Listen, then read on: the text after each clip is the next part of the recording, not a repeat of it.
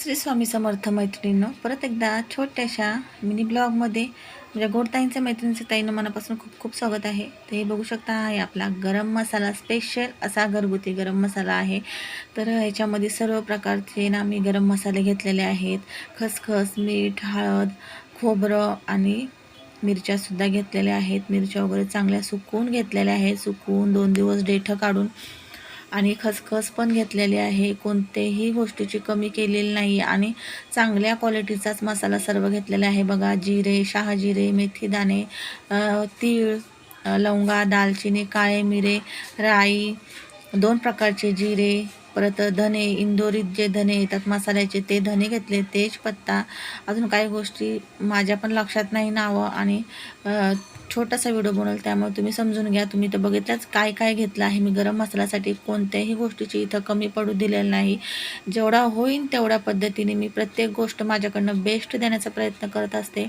मला तो मसाला असू, लाडू असू किंवा तेल असू किंवा शॅम्पू असू, कोणताही प्रोडक्ट असू, मी माझ्या प्रोडक्टमध्ये बेस्ट देण्याचा प्रयत्न करत असते, जेणेकरून जे माझे कस्टमर आहेत, ज्या माझ्या मैत्रिणी आहेत, त्यांना पूर्णपणे त्याचा लाभ, फायदा भेटला पाहिजे. फक्त पैसे देऊन आणि त्यांच्याकडनं पैसे घेऊन आणि त्यांना प्रोडक्ट कोणतंही कसंही बनवून देऊन हे मलाही जमणार नाही किंवा हे माझ्यासुद्धा बोलतात ना ह्याच्यामध्ये बसत नाही, डिक्शनरीमध्ये बोलतो ना ते बसत नाहीत. मलाही पूर्णपणे सेफ आणि सिक्युअर अशीच गोष्ट लागते. म्हणजे आपण पैसे, माझं कसं आहे, पैसे कमी घेऊ पण प्रोडक्ट चांगलं देऊ. मग ते प्रोडक्ट कोणतंही असू द्या. तुम्ही तर बघितलं असेल, ज्या माझ्या जवळच्या मैत्रिणी आहेत त्यांना माहीतच आहे, मी पैसे कमी घेईन पण मी प्रोडक्ट बेस्ट देईन आणि बेस्ट देण्याचा प्रयत्न करेन, हे प्रत्येकाला माहीतच आहे.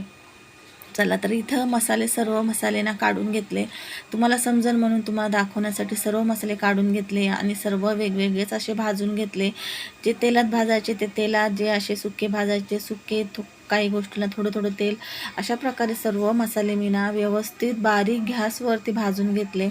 राई वगैरे पण घातलेले आहे. एवढा मस्त हा मसाला झाला होता ना. हा मसाला तुम्ही व्हेज, नॉनव्हेज कोणत्याही भाजीमध्ये घालू शकता. पावभाजीमध्ये, मिसळमध्ये, कोणत्याही स्पेशल भाजीमध्ये किंवा व्हेज भाजीमध्ये, नॉनव्हेजमध्ये सुद्धा हा मसाला घालू शकता. हा मसाला घातल्यावर तुम्हाला वेगळा गरम मसाला घालायची गरज नाही.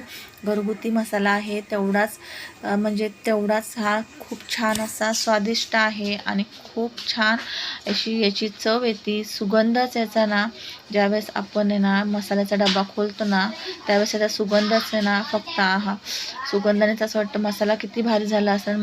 त्यावेळेस या मसाल्याची भाजी खाऊशी वाटते की नाही, भाजीमध्ये मसाला टाकला पाहिजे आणि खाल्ला पाहिजे.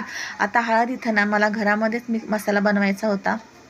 मिक्सरला म्हणून हळद ना मी पावडर घेतली आहे.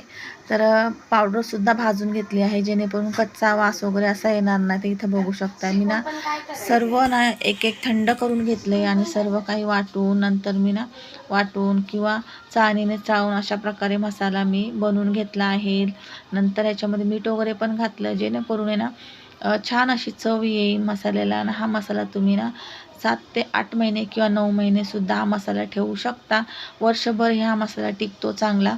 जेवढा जास्त म्हणजे प्रत्येक गोष्टीची जेवढी आपण काळजी घेऊ त्याप्रमाणे प्रत्येक गोष्ट राहत असते. तर इथं सगळे मसाले मी ना वाटून घेतले, एकत्र केले. थंड झाल्यावरतीच मी चांगल्या गाठी फोडून डब्यामध्ये भरून ठेवलं. तर प्लॅस्टिकच्या पिशवीत किंवा प्लॅस्टिकच्या डब्यात किंवा काचेच्या बरणीत भरून ठेवायचा आहे. मसाला वर्षभर छानपैकी राहतो.